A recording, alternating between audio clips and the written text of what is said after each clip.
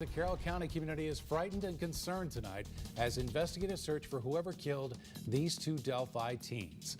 The bodies of 14-year-old Liberty German and 13-year-old Abigail Williams were found after the two disappeared while hiking. Tonight, CBS 4 is speaking exclusively with the owner of the property where the two girls were found dead. Alexis McAdams is live in Delphi with more on that and the investigation. Alexis. That's right, Bob, Debbie. This investigation is active and ongoing. Tonight, investigators are telling us they're using every resource they have to search Carroll County and surrounding areas to find the suspect or suspects who killed these two teenage girls. As you mentioned, we talk exclusively tonight with the owner of the 40 acres here behind me. That is private property, and that's where those girls' bodies were found yesterday afternoon. Tonight, he tells us a few things about where those bodies were found and some of the things surrounding the investigation, but also says that the man who found those bodies was a volunteer who lives nearby. 24 hours after two bodies were found in a wooded area in Delphi, a coroner confirms the town's worst fears. The bodies belong to 13-year-old Abigail Williams and 14-year-old Liberty German, who were both last seen hiking in that area on a day off from school. We now know the two girls were murdered and their killer is still out there. We have nobody in custody at this time. So as far as I'm concerned, yes, there is somebody out there that did this horrendous crime. As Alexis McAdams joins us now after walking the property where those girls were found. And actually, yeah, this is the first time I think that we're talking about this. Yeah, we were actually down in that area today for the very first time. We were down there with the property owner, Ron Logan, and this is his 40-acre private lot behind me.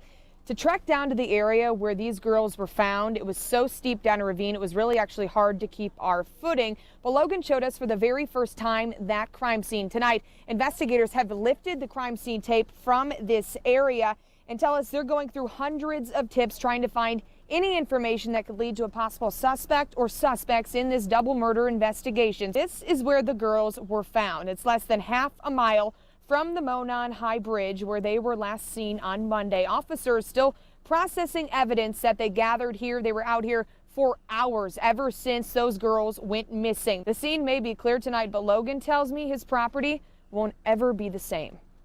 I want to show you everything, how they could have got here, because you're going to be as confused as I am. How did these two little girls get here from the high bridge with all this rough terrain without somebody making them come here? The high bridge is right across the creek here. It runs all the way down where this creek and the land joins together. Where they join together is the last photographs taken of the girls. Downhill. State police released that audio at a news conference this morning.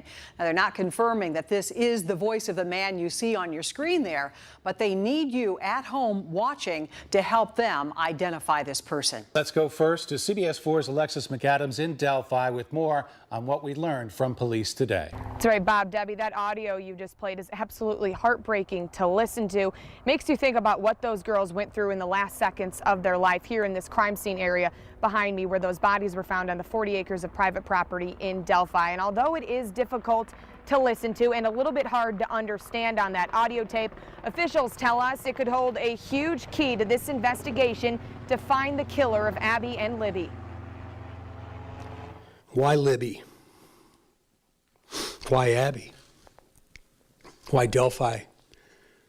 Why Carroll County? You can feel the heartbreak in the small city of Delphi. Every time something like this happens, a little piece of us dies as well. Investigators are desperate for clues to help them solve the murders of 13-year-old Abby Williams and 14-year-old Libby German. This is a classic example and a clear example that evil lives amongst us. Today, officials released a disturbing audio clip recorded by Libby German the day they disappeared. In it, you hear a man say, "Down the hill." We've looped that audio several times. Downhill. Downhill. Downhill. Libby recorded that man's voice. It's part of a longer clip on her cell phone. The same phone where investigators found this photo of the main suspect walking along the Monon High Bridge right near the girls. This young lady's a hero. Every single person that we were standing in the room with, including reporters and police, are taking this case extremely personal. I can tell you right now, the family is begging anyone with information either here in Carroll County, in Delphi, or around the nation to please come forward with information. It's the small things that seem to hurt the most. It's just natural to holler for them to come to dinner, or in the mornings to get up and get ready for school. The silence when we don't hear their voice. The world, as Mike Patty knew it, turned upside down when his 14-year-old granddaughter, Libby German, and her best friend, 13-year-old Abby Williams, were murdered on a trail in Delphi.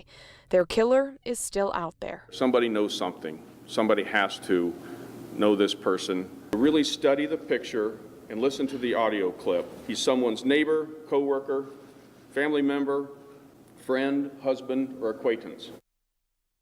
This will be the first Mother's Day in more than a decade that Abby Williams and Liberty German's families have spent without their girls. Tonight, they tell us they're holding on to their memories and pushing forward for answers. The pictures are a little bit harder to come across now. And, you know, that it's that instantaneous ache that wasn't there to begin with. And now with Mother's Day around the corner, you know, trying to figure out, what do we do? You know, what do I do? You know, because I don't feel like celebrating much this year. Tonight, police tell us they have enough probable cause to search Ronald Logan's home and property here in Delphi. Logan is the owner of the 40 acres of private property where Abby and Libby's bodies were found earlier in February after they went missing. If you see over my shoulder, you can see that property, and it's still very active and will be until police finish up this investigation. I actually walked with Ron to the crime scene after it was cleared by investigators a few weeks ago. He showed us the area where the girls were found. Tonight, police are searching for evidence to either connect him to the case or clear his name.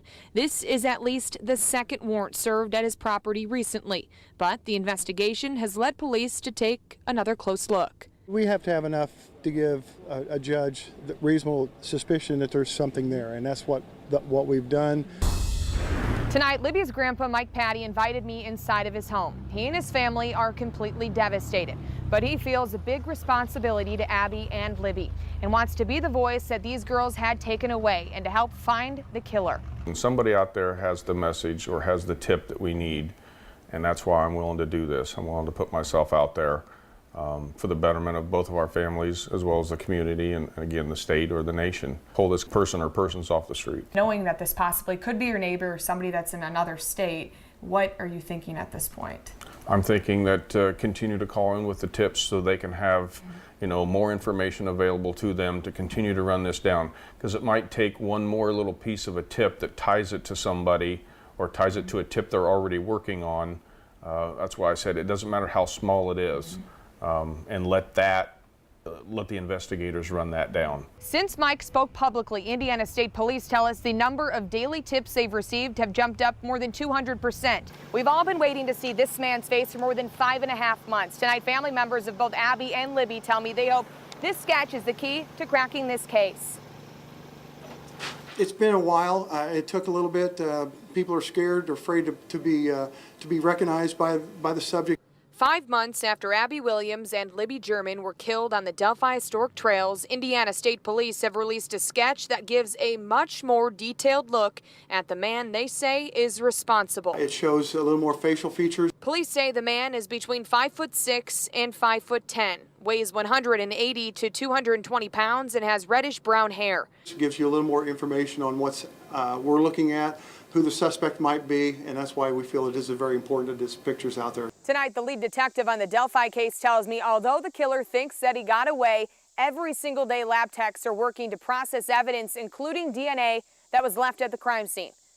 It takes a lot of times, and we want to be very thorough, so we want to take our time, make sure our I's are dotted, T's are crossed, but it's a tough case. A case Indiana State Police First Sergeant Jerry Holman has worked every day for the past 6 months. We're getting closer every day. I know that's cliche, but we are. Dozens of state, local, and federal agencies still working around the clock to track down the man they believe killed Abby Williams and Libby German while the girls were out on a walk on the Delphi Historic Trails in February. We're stronger than ever. Police tell me they've conducted hundreds of interviews, followed up on thousands of leads, and served dozens of search warrants to find clues the killer may have left behind. Was there DNA evidence found at the scene of the crime? I think at every crime scene you have, you're going to have DNA. We're still working on identifying whose all DNA we have there. Along with DNA evidence, police also have the suspect's voice. And a person of interest in the Delphi double homicide investigation. We're digging into his time spent in Indiana. And Bob, State Police say that Daniel Nations could be connected to the murders of Abby Williams and Libby German. Nations is a convicted sex offender who was recently arrested in Colorado. CBS 4's Alexis McAdams spoke to the family of one of the girls about this update. And state police detectives are in Colorado right now to speak with a person of interest in the Delphi deaths. They are talking to this man, Daniel Nations. Nations was arrested in Palmer Lake, Colorado, after police say he threatened people with a hatchet near a popular hiking trail. He has a long criminal history that's illustrated by all these mugshots, some of those crimes committed here in Indiana. Tonight, we're learning Nations was in central Indiana the week Abby and Libby were murdered. Good evening, everyone. Thanks for joining us. I'm Bob Donaldson. I'm Debbie Knox. CBS 4's Alexis McAdams is in Morgan County with more on where he was just one day after the girls vanished. That's right. Tonight, deputies here at the Morgan County Sheriff's Department tell us Nations was here one day after Abby and Libby were murdered. Police say 31-year-old Daniel Nations was living in Morgan County when Abby Williams and Libby German were murdered. The last address that he reported with us was that he was staying homeless in an area of State Road 67 under the bridges. Because Nations was homeless and a convicted sex offender, he had to check in weekly with an investigator at the Morgan County Sheriff's Department. He came in on February 7th, 2017, and then he came in on February 14th, 2017. And checked in. February 14th, the day the girls' bodies were found. According to these forms from the Morgan County Sheriff's Department, Nations never missed a weekly check-in from January 31st until April 4th of this year. He was always punctual as far as reporting. At this point, he said that he had a car or he didn't have a car. There was times where he did, and there's times where, he has having vehicle problems, I think. Though Nations checked in the day after the murders, less than 2 weeks later, he ended up in the Morgan County Jail. Until last week, Libby German's grandparents, Mike and Becky Patty, had never heard of Daniel Nations. What are you thinking right now, today, knowing that he's in a jail right now in Colorado and possibly could be connected? Well, I'm certainly hopeful that the information proves that this is the guy. Then they saw his picture. I don't want to get my hopes up too much. We've been through this several times, and when you go through that drop, when it's not them, is tremendous. So when you look at the suspect sketch and Daniel Nations' picture, do you think that there's similarities? Absolutely. Oh, I see the goatee and the lips. It's kind of what sticks out to me. The eyes. The eyes. I think the eyes are what convinced me that it could potentially be him. Right now, those similarities are not enough to connect the convicted sex offender to the Delphi case. He was living homeless in Indiana at the time of the murders of Abby and Libby. I don't want to downplay it, as just another person, but it is another tip and lead, and I've learned through this whole thing that I have to rely on facts and data. Nations' arrest is just one of hundreds of leads Indiana State Police are investigating. You're sitting here thinking, I still can't believe we don't have the killer behind bars. Absolutely.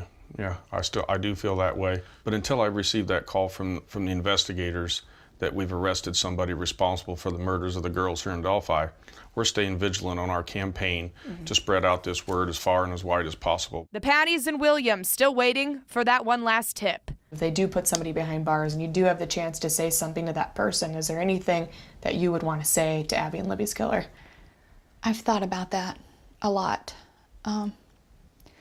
And you can plan, you can rehearse, you can think you'll know exactly what you're going to say to him if you was face to face with him. But until you're standing there, I don't think anybody would ever know what they'd say to him.